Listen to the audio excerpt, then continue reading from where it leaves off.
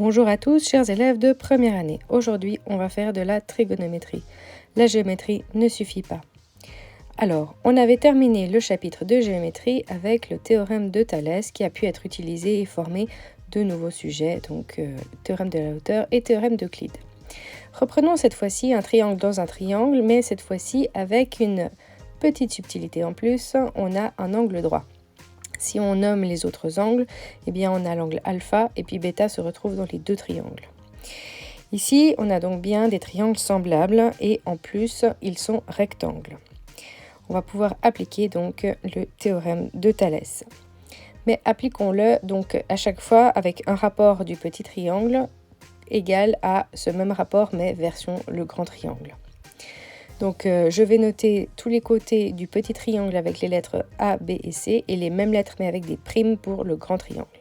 Si je prends B sur C, donc petit triangle, donc la base et l'hypoténuse, eh bien je vais faire égal au même côté mais version grand triangle. C'est le petit triangle, ce serait le premier et le grand c'est un agrandissement. Donc forcément le rapport il va rester pareil. Donc ici, j'ai un vocabulaire que je vous explique. Donc B et B', ça sera les côtés donc, qui sont adjacents à l'angle alpha. Et puis les C et C', c'est les hypoténuses. Les côtés petit a et petit a', ils sont en face de l'angle alpha, ou on va dire opposés au côté alpha, à l'angle alpha. Donc maintenant ici, ce rapport qu'on vient d'étudier, c'est le rapport adjacent sur hypoténuse. Un rapport très important, mais on en a d'autres très importants. On a le rapport opposé sur hypoténuse. Et on peut le faire pareil avec donc le petit triangle et puis donc égal à ce même rapport mais version le grand triangle. On a une troisième fraction qui nous est importante ici, c'est le côté opposé divisé par le côté adjacent, soit A sur B pour le petit triangle et donc ça correspond à A' sur B' pour le grand triangle. Ces trois fractions-là, elles sont toujours donc ici posées grâce au théorème de Thalès. Et ici, si je connais un triangle qui a un angle alpha, eh bien ils vont être tous pareils. Ça, c'était l'introduction, mais reprenons le polycopier. En deuxième année, vous aurez besoin de trigonométrie en physique et en maths aussi. En maths, on va utiliser dans un cercle trigonométrique et en physique, ce sera pour des forces à calculer.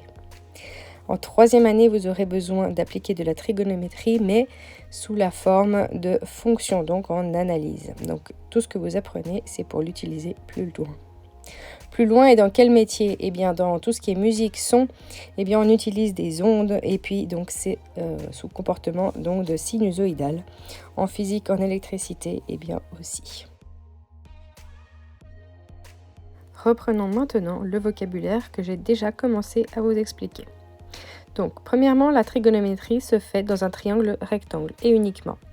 À partir du moment où on a donc un angle droit et qu'on fixe un angle alpha, bêta est automatiquement déterminé, eh bien le triangle est déterminé et il sera semblable à tous ceux qui auront le même alpha, bêta, angle droit.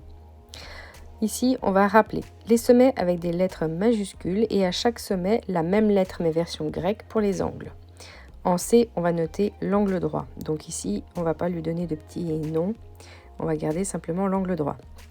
Et puis donc maintenant, on va définir encore une autre chose, c'est donc le côté opposé à alpha. Eh bien, c'est donc par rapport à un angle qui n'est pas l'angle droit qu'on définit le côté opposé. Et puis le côté adjacent, c'est celui qui est à côté. L'hypoténuse reste l'hypoténuse et les autres côtés s'appellent les cathètes. Donc celui qui est adjacent à l'angle alpha, eh bien, il va être comment par rapport au côté B? Eh bien, il va être opposé. Et celui qui était opposé au côté alpha, eh bien, il va être adjacent au côté bêta. On n'oublie pas que le théorème de Pythagore reste valable puisque c'est un triangle rectangle. Place à des exercices, essayons sans définir de formule de trigo. Donc ici, on aimerait voir est-ce que la géométrie suffit ou pas. Bon, dans le titre, je vous ai déjà dit que ça ne suffisait pas. Donc on va bien voir où est-ce que ça va pouvoir nous mener la géométrie dans ce genre de situation. On part d'une situation où on a un angle alpha de 30 degrés et on veut connaître le rapport BC sur AB. C'est donc une des égalités qu'on a dans le théorème de Thalès. On peut déjà comparer donc nos angles et puis connaître le dernier angle qu'on n'a pas noté, c'est donc 60 degrés. 30, eh bien, on observe que c'est la moitié de 60. Si j'ai donc le même triangle que je fais apparaître en symétrie en dessous, eh bien, je peux faire apparaître un autre angle de 30 degrés et un autre angle de 60 degrés. Et ainsi, eh bien, j'aurai 2 fois 30, c'est-à-dire 60 degrés. Le triangle AB et maintenant D devient donc un triangle équilatéral. Si mon triangle est équilatéral, à part d'avoir les 3 mêmes angles, ça signifie aussi qu'il a les 3 mêmes côtés. Les longueurs de mes côtés AB, AD et BD sont les mêmes. Ainsi, si je prends uniquement la moitié, c'est-à-dire BC, eh bien, ça va être la moitié de BD ou de AB ou de AD. Alors, est-ce qu'on a tout ce qu'il faut pour connaître BC sur AB? Alors, on va utiliser une des égalités qu'on a posées. BC, c'est égal à 1/2 de AB. Et on a AB au dénominateur, donc vous voyez où je veux en venir. Ici, on va pouvoir écrire ça et simplifier la fraction. Finalement, il nous reste 1/2. On a donc réussi à trouver un rapport de deux côtés, donc le côté BC divisé par le côté AB qu'on trouvait dans le théorème de Thalès, mais on n'avait pas du tout de mesure ni en centimètres, en mètres ou en je ne sais quoi. Donc c'est quand même quelque chose d'assez intéressant de voir que ce rapport ne dépend pas d'une longueur précise. Prenons une deuxième situation où la situation n'est pas complètement représentée. Donc ici, il nous faut comprendre la situation. Donc on a un angle alpha de 45 degrés. On est toujours dans un triangle rectangle, donc ici forcément un angle droit et en face, que vaudra l'angle? Notons ici nos petits sommets avec des lettres majuscules et très rapidement, on va comprendre que l'angle en face, il vaut 45 degrés. Je note donc 45 degrés, mais comme j'en ai déjà un, eh bien ça veut dire que mon triangle, eh bien il est isocèle. Deux côtés égaux en plus de deux angles égaux.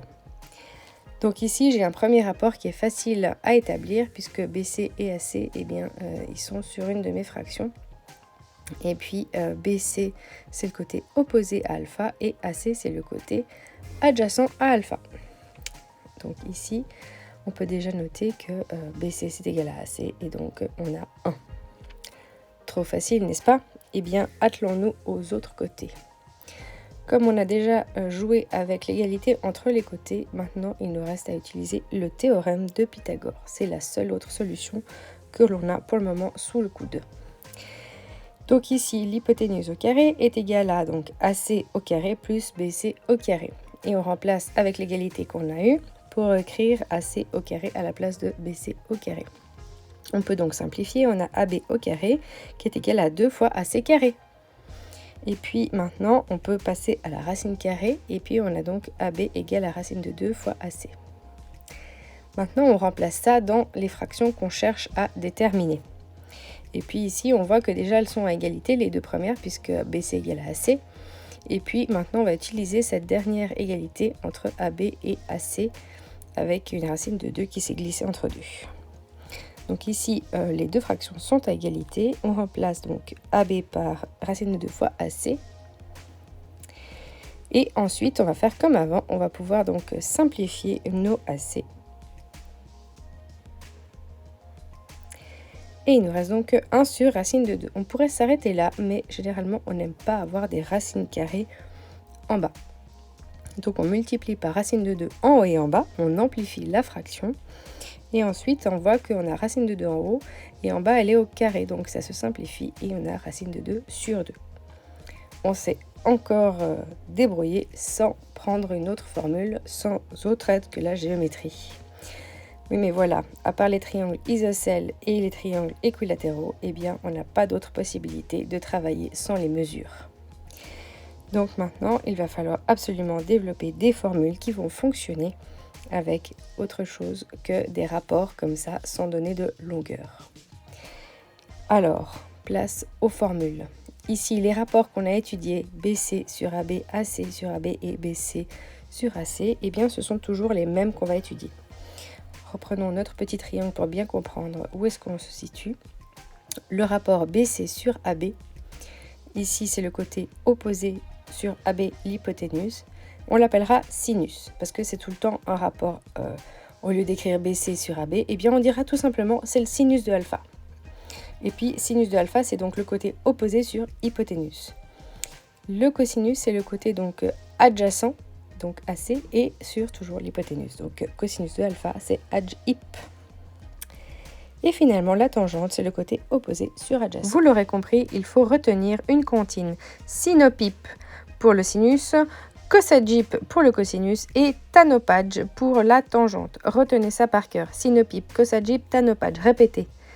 Sinopip, cosagip, tanopage. Et puis vous avez évidemment d'autres astuces mémotechniques. Vous avez la méthode SOCATOI, si vous préférez. Personnellement, je ne l'aime pas puisque le H est muet et on ne le retiendrait pas facilement. Donc SOCATOI. SOH pour sinus égale à opposé sur hypoténuse, K pour cosinus égale à adjacent sur hypoténuse et tangente toi. Eh bien, à vous de voir si ça vous plaît plus. Attention, il était une époque sans calculatrice, où il y avait des tables, des formulaires, où on avait toutes les valeurs de ces cosinus, sinus et tangente. Mais maintenant, on a une calculatrice. Veillez à ce qu'elle soit bien en degrés pour cette première année. En deuxième, vous utiliserez des radians. Donc attention, il y aura marqué autre chose que Deg. Donc maintenant, on peut aussi définir la fonction réciproque. Quand on connaît le sinus, eh bien, on peut aussi déterminer l'angle avec la fonction sinus moins 1. Vous en aurez besoin dans la série 1, l'exercice 5. Et pareil, cosinus moins 1 et tangente moins 1.